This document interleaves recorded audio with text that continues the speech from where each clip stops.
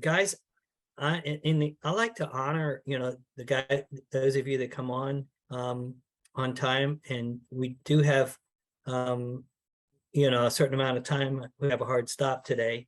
So, I'm going to go ahead and get started. And when Leanne comes on, I'll try to be Leanne. Hi, I'm Leanne. I'm Leanne Fleischer, and, welcome to the day 3, which is actually day 11 of, I think it's day 11 or 12. Wednesday we're doing development, tiny house developments, and we have with us our guest Scott Banta, our resident developer of 40 plus years, and we have a PowerPoint for you today, and we have a lot of information. So why don't we go ahead and get started? Scott, you want to say hi before I share screen? Hi, and welcome back, and thanks for coming back. Appreciate it. Absolutely. Let me see if I can get our PowerPoint going here. We were just looking at Christina Campbell's restaurant, which is where I'm planning on going after this for dinner. Slideshow from the beginning. All right. So what are we talking about here? Tiny house developments and designing your development. So today it's still going to be 20,000 feet, but we're going to start digging deep next week into it. But let me go ahead and run through these slides, Scott, and you kind of comment. We'll go back and forth on them. And if there's any questions, raise your hands or put something in the chat. Probably raising your hand will work better since Leanne's not here.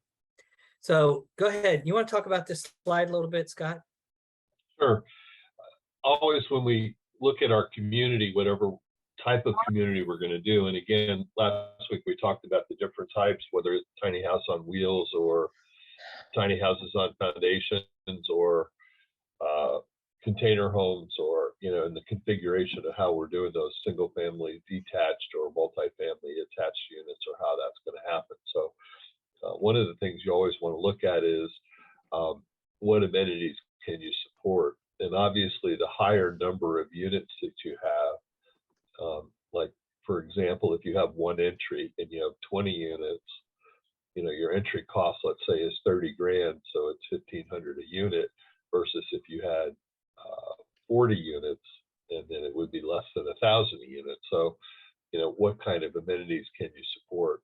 And then what do the surrounding homes have to offer?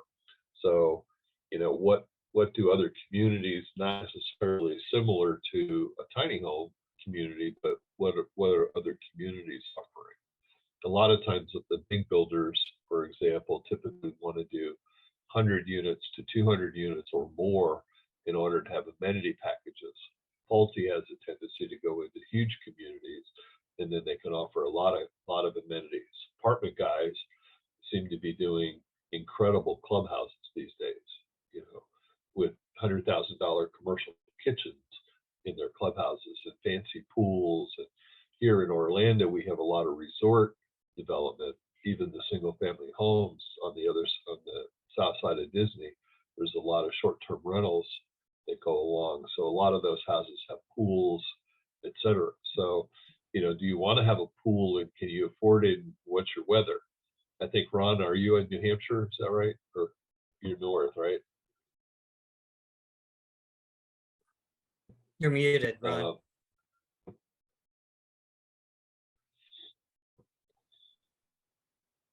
You're still muted. There you go. All right. No questions yet. Sorry about that. No, no, he asked you a question. Are you in New Hampshire? Are you in New Hampshire? No, I'm in Georgia. Georgia, okay. Yeah, there was a fellow on last week that was, I think, from New Hampshire. And so typically in New Hampshire, I don't think you'd have a community pool unless it was indoors. So, again, those items can cost a lot. Here, a commercial pool starts at about 80 grand. So, because you have to have a certain size and the filtration and this, that, and the other thing, and you have to have bathrooms that are right by it, and then et cetera. So when you add all that up, and fencing, and then you want to have a deck area, a handicap lift. So that's kind of interesting. In the equestrian, Robin had this on here. there's a big question in terms of zoning for a lot of these things. What can you do and can't you do? So, for example, here we in Central Florida we have restrictions on horses. So you have to have a certain size, and you can only have so many horses. Same thing with cows; you can only have so many on an acre of property. So those are considerations that you would have to look for specifically with what is allowed in the zoning on your property or the intent. If you're way out in the boonies on 20 acres, it's probably not going to be a problem. But if you're any type of urban type of thing, obviously having animals is probably not going to be on your Yeah, menu. and let me jump in here, Scott. The reason why I put that on there, close to where my tiny house fishing village is, just down the street, there was a piece of property, it was 13 acres, that I could have picked up for about $300,000, but they were using it for horses. They were boarding horses. You could do horse, trails back into the Ocala National Forest. And my idea was to buy it because it was zoned for RVs. And in Ocala, obviously, is the horse capital of the world, theoretically. At least they call themselves that. So people come up here for the shows and things like that. They bring their horses with their RVs.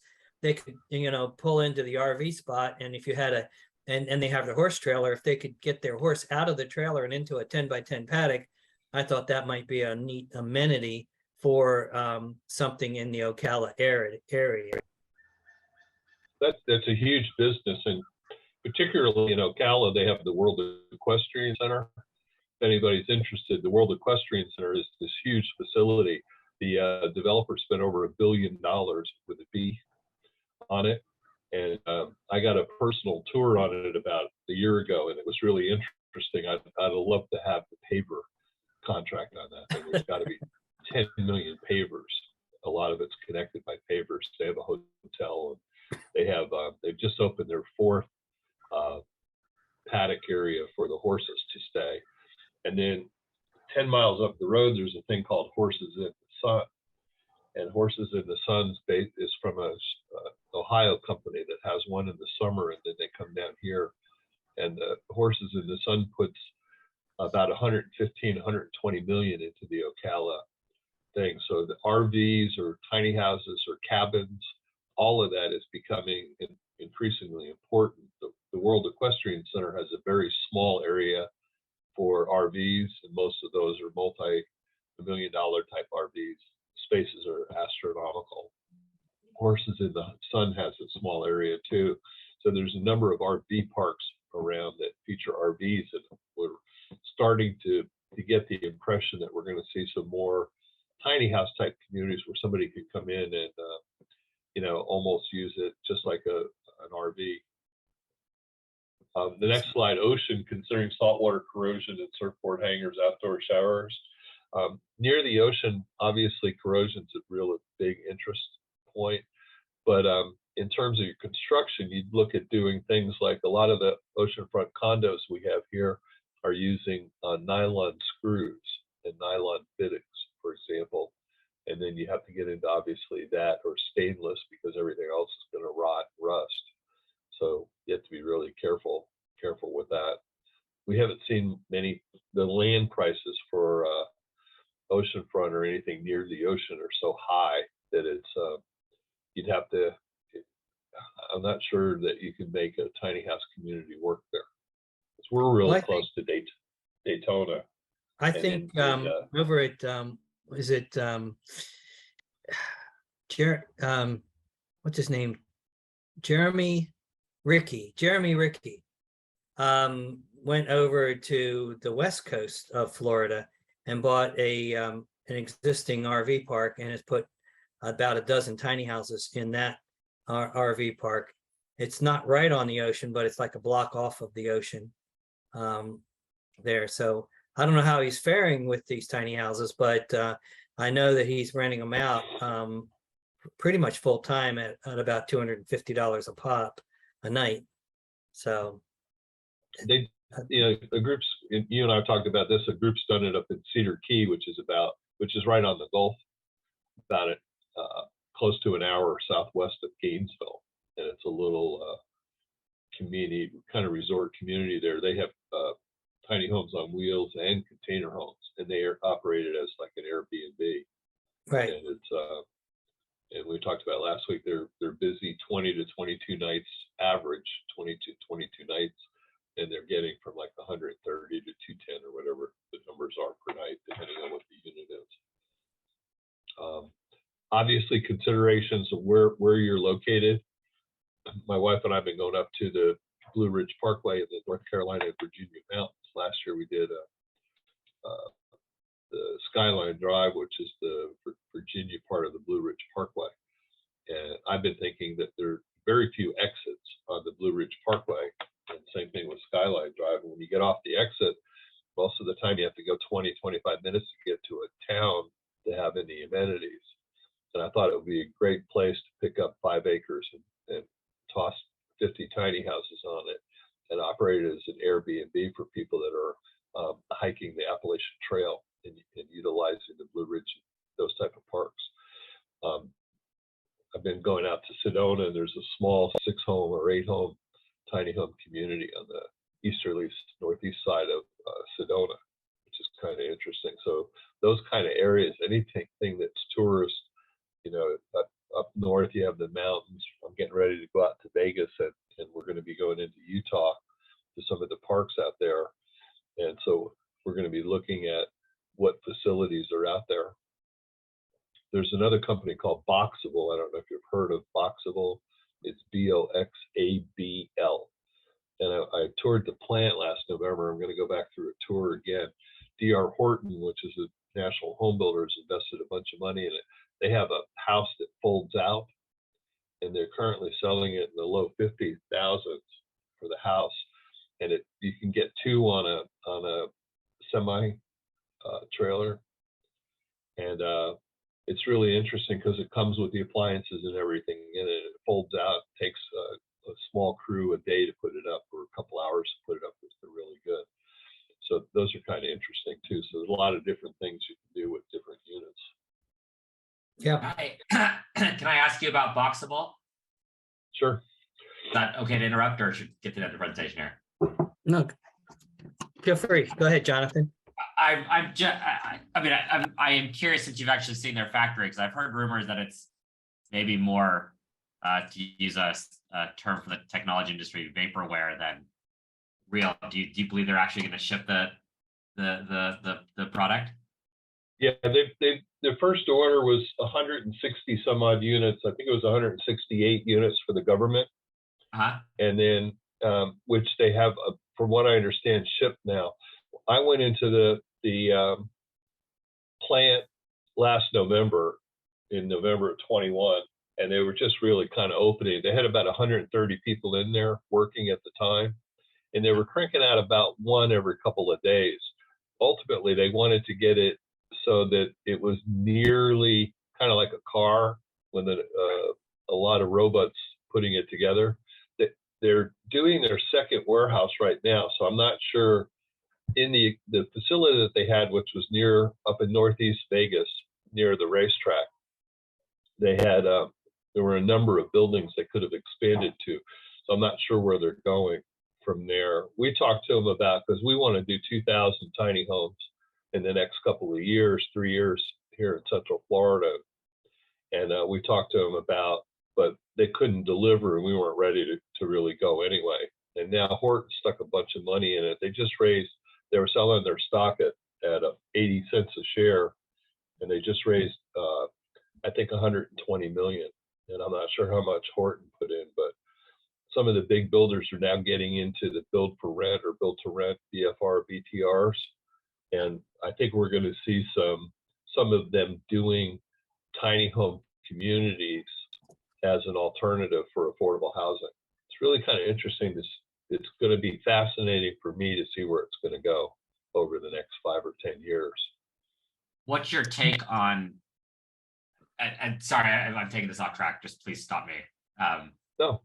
What's your talking about them, and then as what's your take on the durability of the product that they're able to create there? They have kind of an I have some pictures I don't know if I could bring up real fast right now, but if you go on their website, you can see how they're putting their panels together. I think they're okay from a wind rating standpoint. I have not gotten to the point of finding out what their interior specs were. And the time I was talking to them, they weren't really willing to share all that. So Right. on, how to put it on a slab and how you're going to do your hookups, et cetera. The hookups were all external. So you didn't really have slab penetrations. So in our take on what we're doing with our tiny house neighborhood communities, we'll be doing the same thing. So not having slab penetration, so everything goes outside, external, which is kind of interesting. I think for the government to take those units, and I'm not sure how many more they've shipped, but Elon Musk has reportedly had a very big interest in it, and apparently has one on one of his properties in Texas, and he theoretically was living in one, although he didn't say it was specifically boxable. But I think as they get further into it, they'll work out whatever the bugs are. And I'm headed out to Vegas. I go out to a conference every November out there, and so in a week and a half, I'm leaving to go out back there again, and I'm going to go back through the plan again. So in 3 or 4 weeks, I'll be able to give you more of an update. And if you want to email me, I can email you some pictures that I had from being actually physically in the plant. Yeah, and maybe sure. what we can do, Scott, is spend a little bit of time one week, one Wednesday, because everybody would probably be interested in that if you put something together just on Boxable. Okay.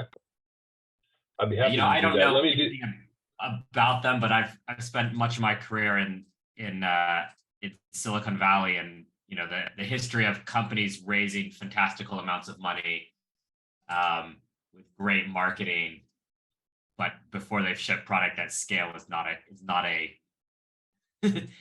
there's a lot of companies that's been hidden.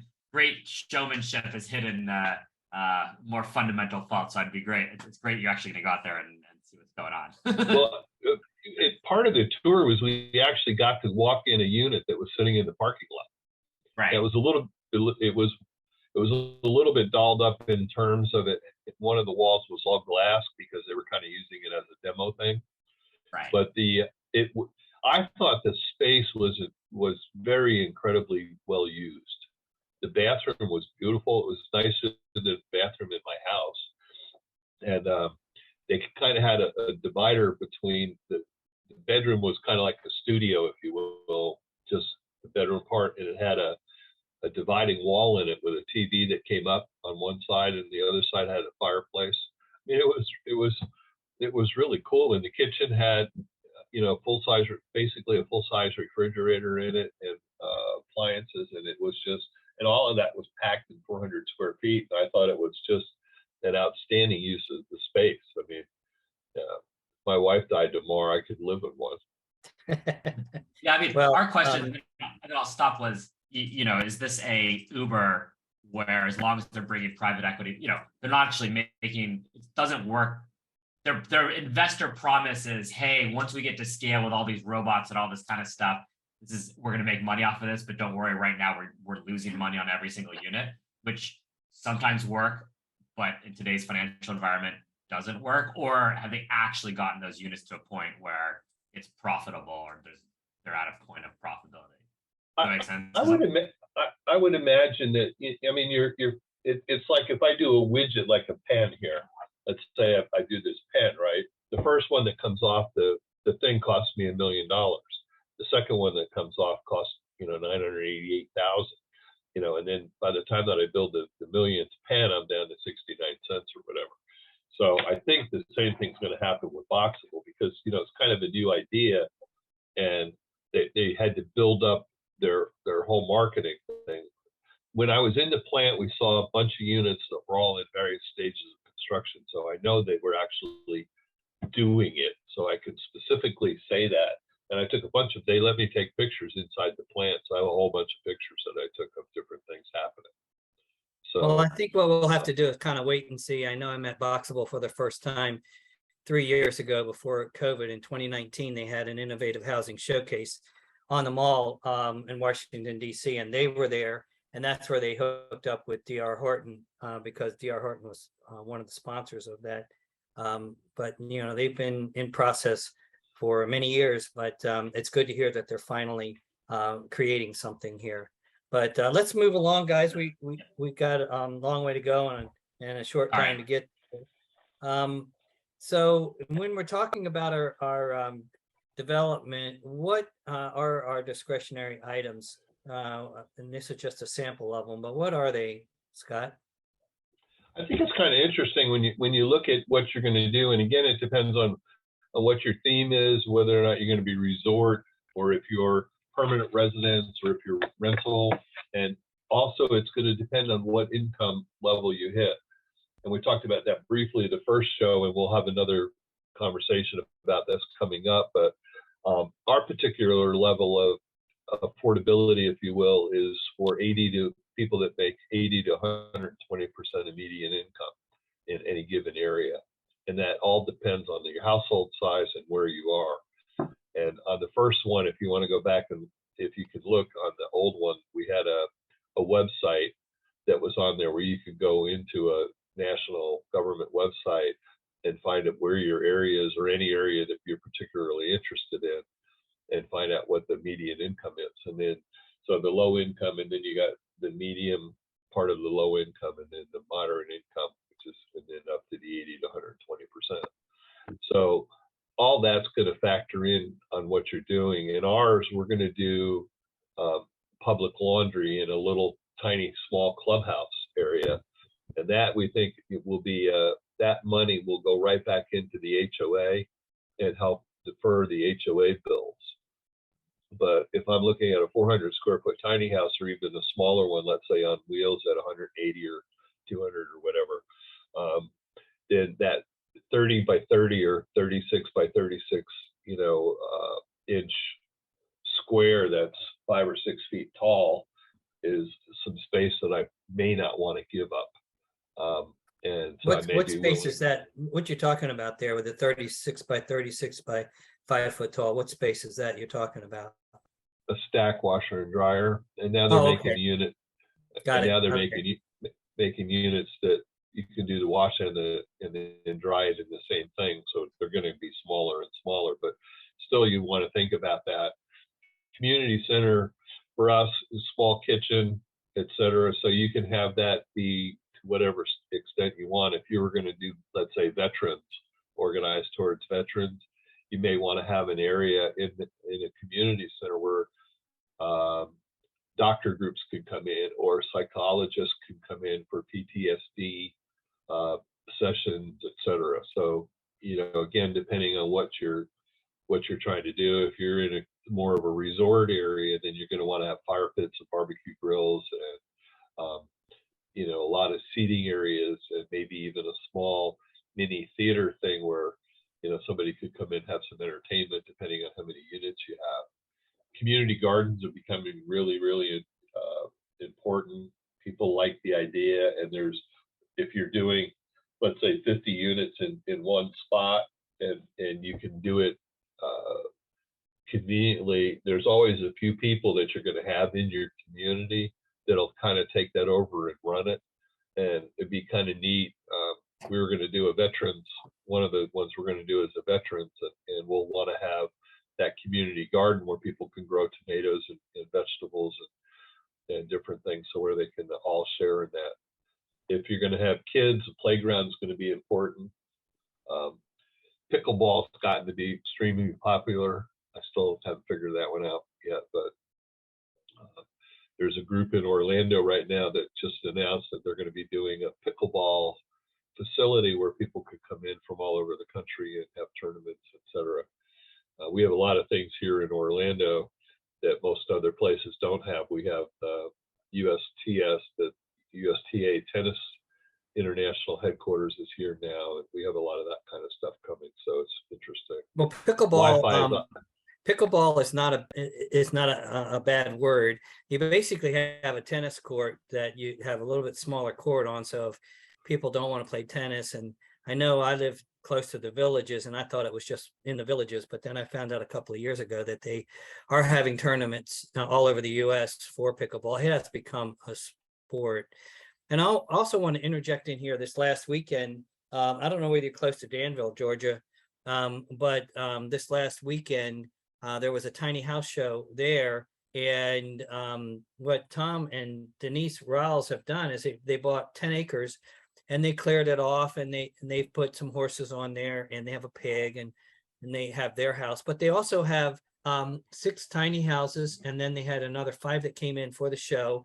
And they're doing Airbnb out there in the middle of nowhere of Danville, Georgia. So we were talking about what's around. What they have done for discretionary items is they have a huge outdoor kitchen that anybody can use, especially if they have, you know, if you're going to have a church retreat, or you're going to have a business team building type stuff, that would go well where he is. And he also has a little sitting area with a huge koi pond as an amenity. So and then just the fact that he's got horses and donkeys that are kind of fun to pet and feed. And I don't know if you can ride them or not, but those are some items that they put together. And maybe, Scott, what we can do once we've gotten through all of the details of this, we can actually visit virtually some of these resorts that are happening, some of these developments that are happening, and talk to the owners and how they came about what they did. I think that might be a good idea. But yeah, pickleball is definitely in.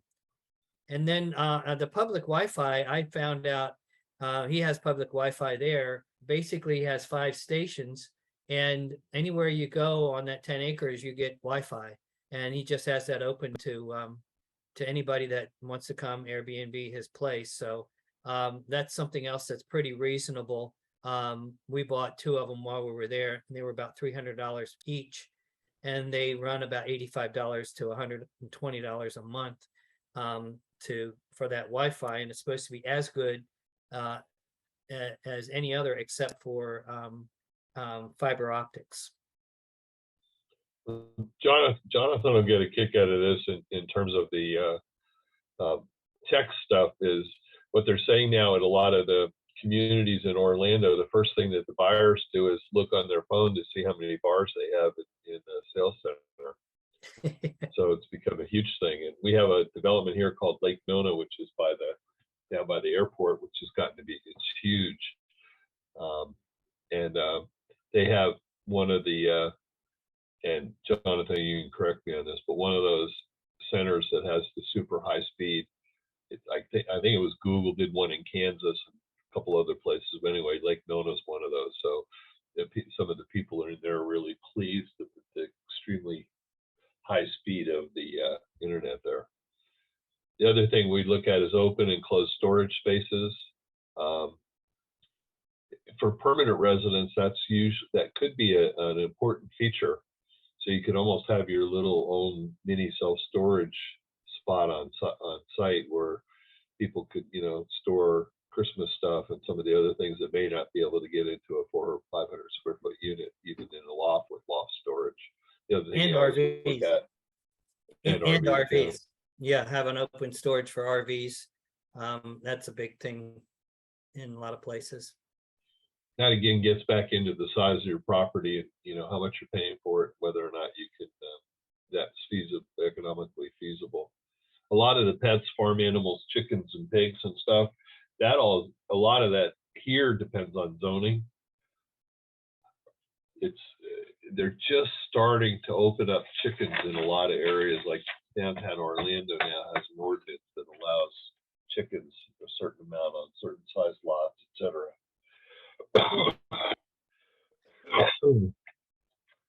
So next slide is talking about how you can do some research. And I know that whenever we're talking about tiny house communities, tiny house development, do your research, do everything, come back and do your research, and then come back and do it again. You can't do enough research when you're trying to figure out, what you're wanting to accomplish there. And, one of the big resources I think, is Google Earth. Because you can actually go down to Google Earth and find out a lot of stuff. Have you guys heard of the GIS map? Do you know what a GIS map is? If you are, put it in the chat or raise your hand or something like that. Put a yes in there and I won't go to it. If not, I'll show you what a GIS map looks like. So put something in the chat, say, yes, I know what it is, or no, and I'll be able to know whether to pull that out. Or if I don't hear anything, I'm gonna do one, guys. All right, then I'll pull one out. Let me stop sharing this and I will, oh, here's one. I know what it is, but show it anyway. All right. All right. Leanne must, I'll do a quick one. Let me get out of here and to go to here, and I'm going to go to, usually you go to, I'm still sharing my screen, right? You guys can see that, right? Yes. And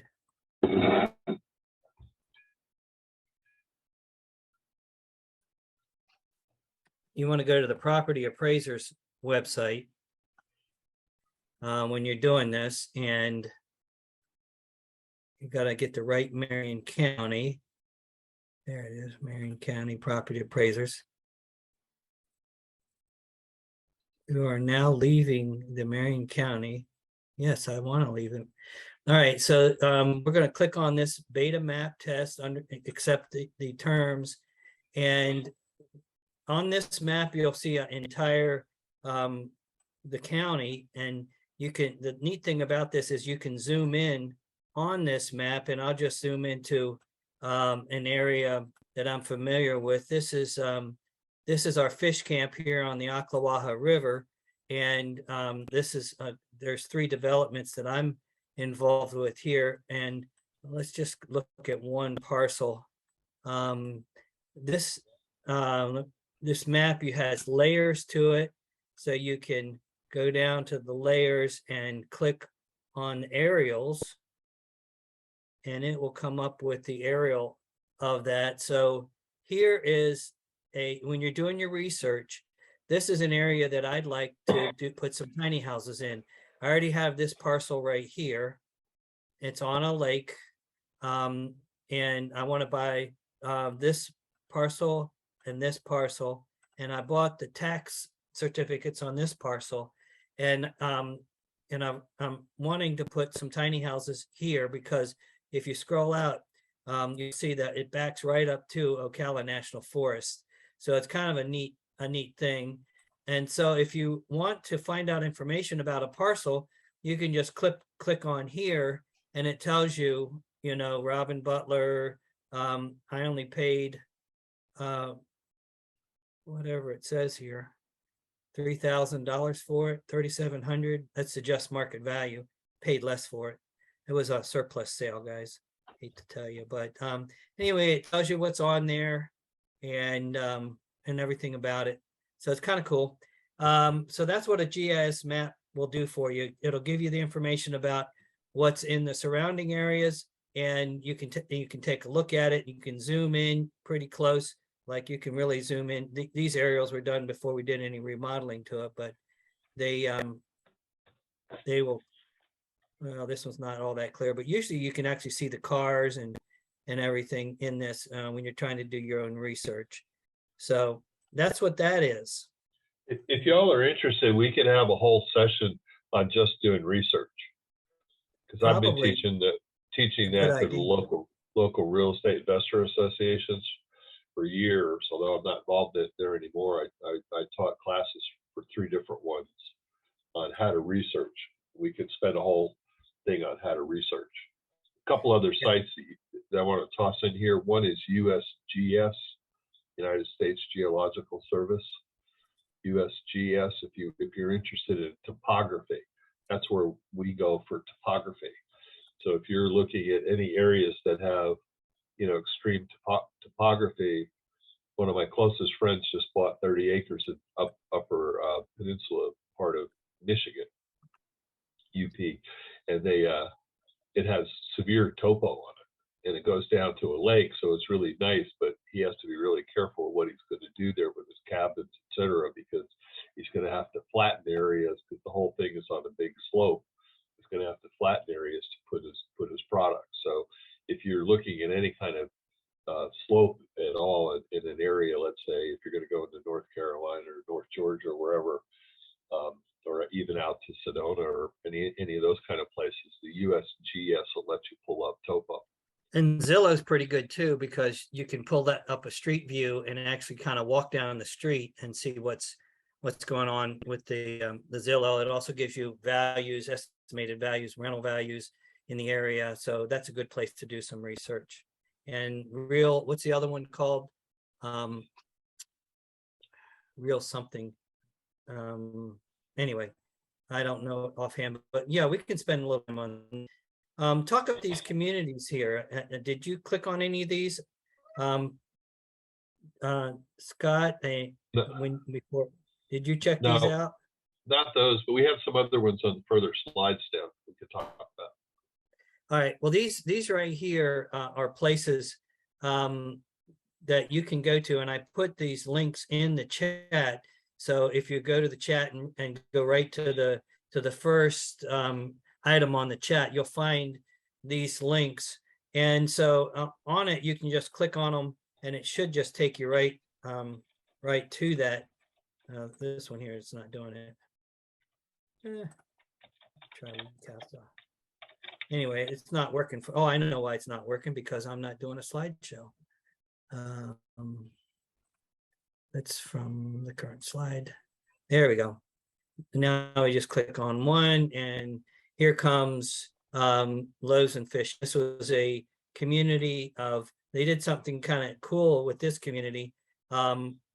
They have started out with a food truck for the homeless, but they have a whole community that is tiny houses, small houses, RVs, and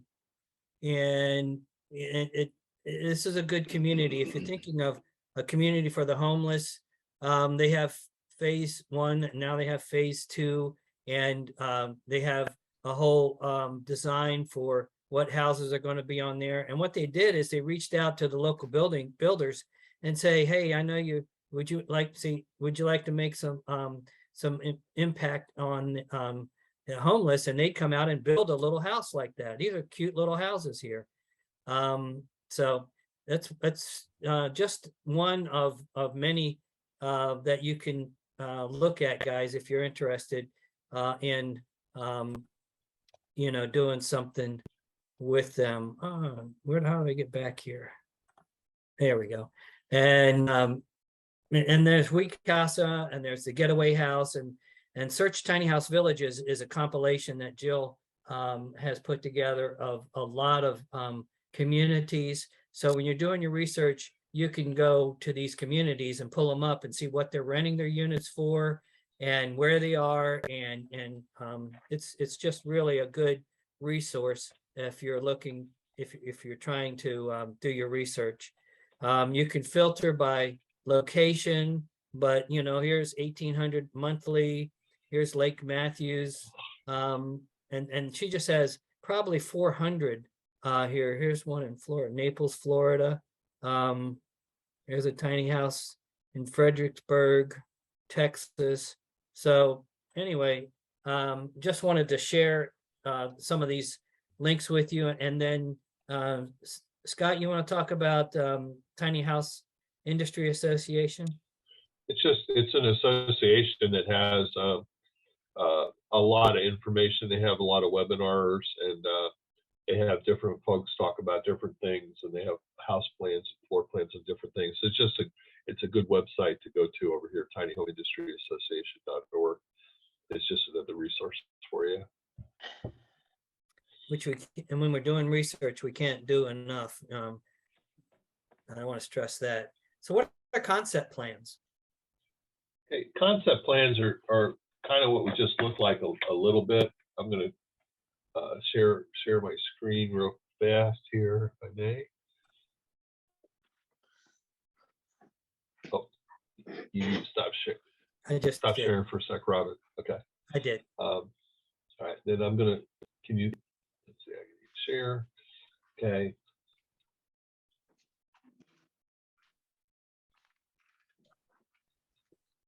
If you can see that, this is a concept plan. So we have parking here. This is All what we we're see gonna is talk your about. green. Scott, we don't see the, I don't, yeah, I don't see it on the screen. I see your computer, but I don't see what Okay. you're trying to show us. Okay, stop share. Let me try share screen again too. Oh, I'm sorry. Here we go. Now can you see it? Yeah, This is a concept plan right here. So this particular one has some interior streets, which we're going to see in a little while when we go into this. But the parking is external and the unit. So this would be a concept plan.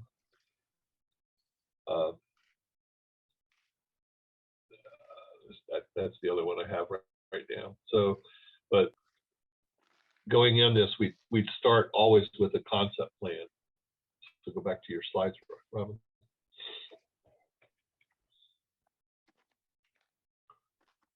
oh, I need to share my screen, don't I?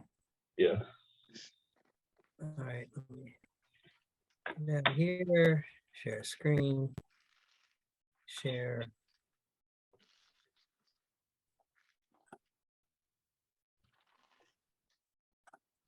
There we go. Go next slide.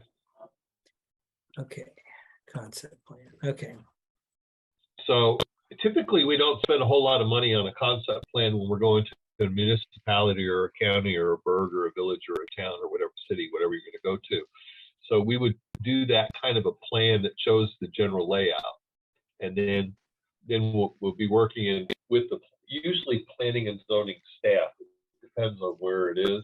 Here we have a lot of regulations and restrictions in Florida. We talked about it last time in Texas. A friend of mine's doing a project there, 93 acres, big RV park. And they have a restaurant and all kinds of things there. And the city said, well, you should probably have paved roads if you're going to have fancy RVs driving around in there. Here we have to pay. It takes me 2 to 4 weeks to get what they call a pre-app meeting. I have to pay $150, send in my concept plan before they'll even schedule the meeting. And then, but the main thing to know about the whole process of development is I just say it's just a process. So if you were going to create any kind of a product to sell, it's a process. So you go in, and in this case, you create a little concept plan. You don't have to have a lot of expense to spend at the time that you start these things.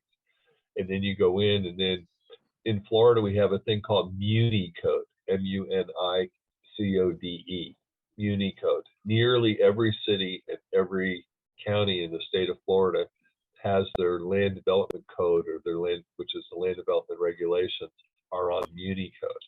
So I can go to Muni Code and pull up, let's say, Marion County, and then go in and see different things. Here's another example of a concept plan. In this particular case, here we have a PD, or plan development.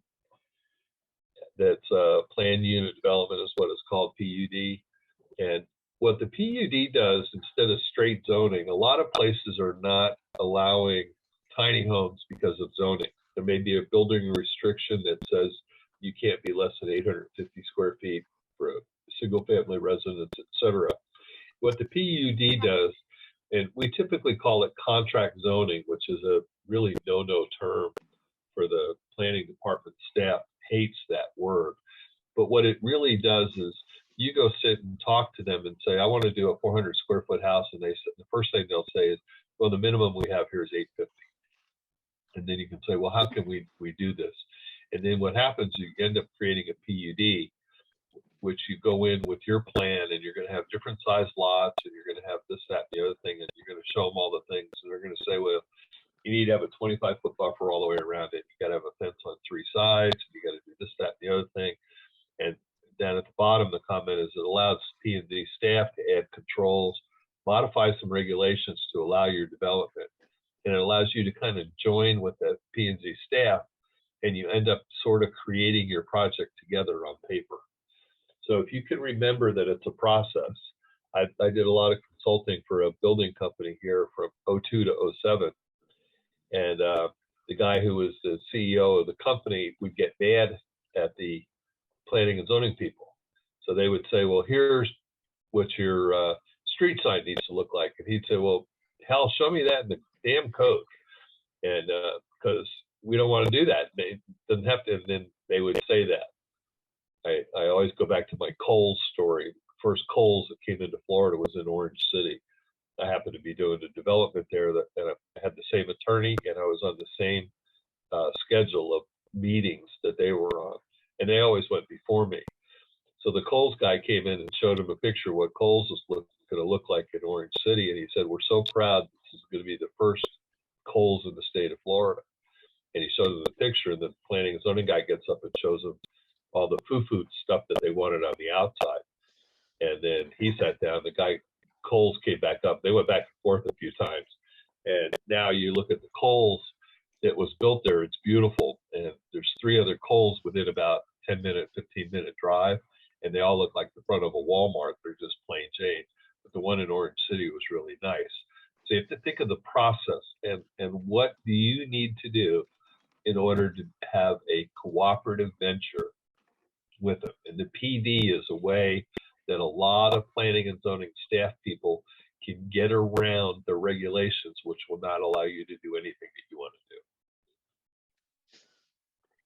do. All right, and this one is kind of the same situation in Lake Dallas, Texas.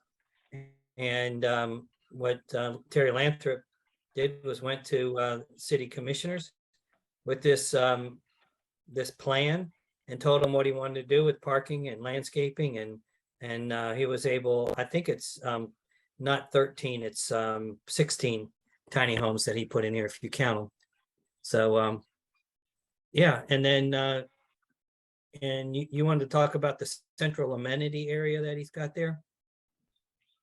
Yeah, it appears in this case very similar to the design that we're looking at doing, which is parking external to the interior so that there's no interior roads. And all the houses basically will face into a center core amenity area. And in that amenity area, you can have barbecue grills and fire pits, picnic tables, maybe a small pavilion. If it's children oriented, you can have a small playground area, etc. So in this one, if it's 16 instead of the 13, it's a little bit less than 2 to 1. Parking is always a big issue that we face. We're finding that 1.7 seems to be a number that we could get away with. So if you had 10 units, you got to have 17 parking places, and a couple of those would need to be handicapped. We particularly like this type of design because it'll never look like what I put in quotes, a trailer park. So a lot of people, when they think of affordability, we're calling it attainable housing now, not affordable because of the connotations. But a lot of the interior street things, people have a tendency to think it's going to look like an old trailer park in 5 years.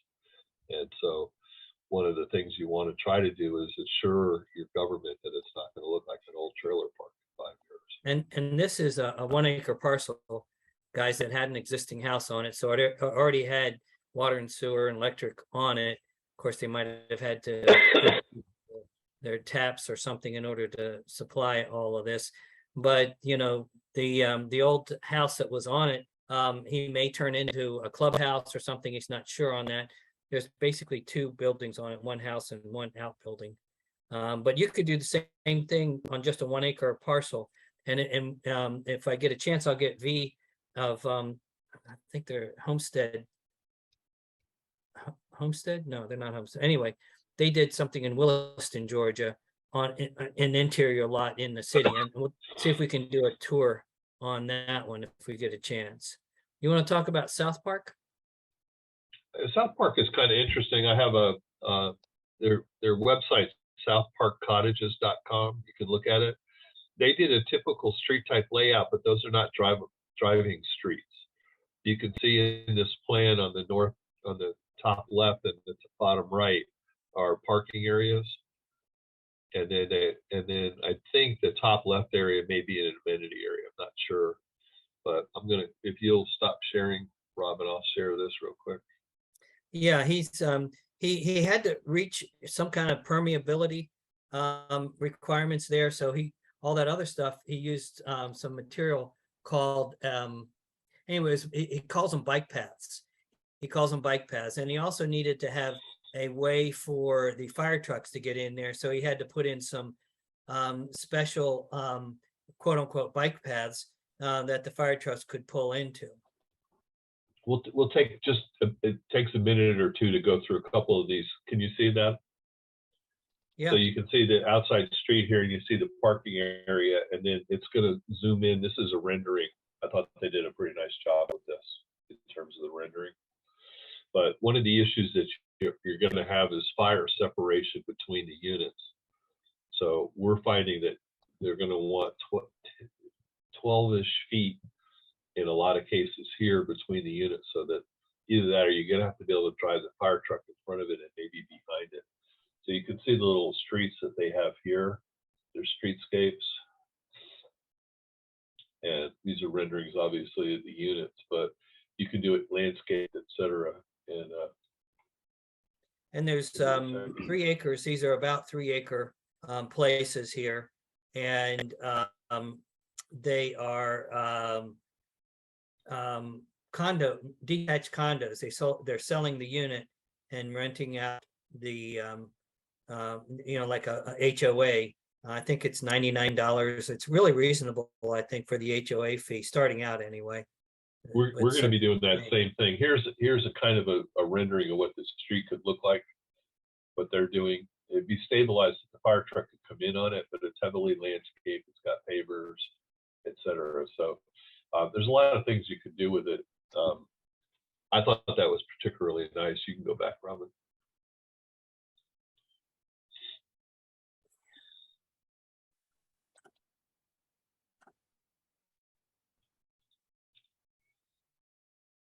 All right, and then last slide, well, second to last slide we have today is just the Katrina cottages that happened after Hurricane Katrina. They got the name of Katrina cottages.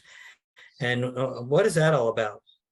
These are little houses. They were put in to replace the FEMA trailers to make it nicer. So these are in Mississippi and Louisiana. They were designed by a lady named Marianne Cusato, Cusato. Her website's there, and she's tied with Notre Dame University in the architectural department. So she has an interesting background if you just want to read up on her. The next slide is a plan. That's a sample plan that she has of the unit. This particular one is 308 square feet. So it's a small house, 1 story. They're up off the ground, wood frame, pretty inexpensive to build. So if you're thinking about a tiny house on foundation subdivision, then looking into something like this might be useful. And then again, all these things that we put together are just for samples for you to have resources that you could kind of further go into if you want. Sure, you got to do your own research. Well, going forward, next week we're going to be starting in on this outline, assembling the team, digging deep into doing some market research, some government research, and what we call the entitlements, and then the financials, some actual numbers, what things cost, land, and so you have the horizontal and you have your verticals, right? So your vertical costs, your horizontal costs, and obviously a return on investment. We'll talk a little bit about that. But that being said, we're done, guys. Is there any questions that you would like to have answered before we close this thing up? If there is, raise your hand or put it in the chat. If not, I'm going to call this a night. thank you guys for coming. If you think this is useful, please, put it in the chat, say, yeah, let's keep going. And we'll keep doing these things. We are going to be doing tomorrow. Well, I'll let Leanne kind of close us out here. See, she's come back. Leanne, you want to close us out? And but Yes. definitely, if this is useful, please let us know. It's a lot of work to put these together, and we'd love to know if we're bringing any value to you guys. Well worth it. Yes. Can I ask Scott, are you able to share your email address? Sure. Use Scott at Blackfin, BLACKFIN, Realty, REALTY.com. Scott at Blackfin Realty. Thank you. Yes, do that, Rick? we do have some comments. People are enjoying it, getting a lot out of it. David Rotter said, keep these going. I'm currently building a tiny house on wheels community in Texas. I did mention that to Robin, David, so glad y'all are here. Interesting for sure. Ron says, yes, love it. Jonathan, great presentation. Looking forward to that agenda deep dive. So sorry I missed the beginning. As I said before, I answered member support and just had a quick phone call. So I hope you guys enjoyed it, and we'll see you tomorrow for our inspector chat with Q&A. And anything else I need to cover, Robin? Just One last thing, if I could toss in one more thing, I'll be happy to help any of you that want to email me on any facet of what you're doing, so we can have a dialogue outside of this here if you're interested. There you go. Thank you. That's Thank great. you for that, Scott. That's really nice of Yeah. you. Yeah, and Thank you. Scott, if you could just go to your emails, we're going to send out a debrief email after we close this one, debrief Zoom after we close this Zoom out. All right, Yeah. thank you I'm guys. glad you guys came tonight. Have a good evening, and we'll see you tomorrow.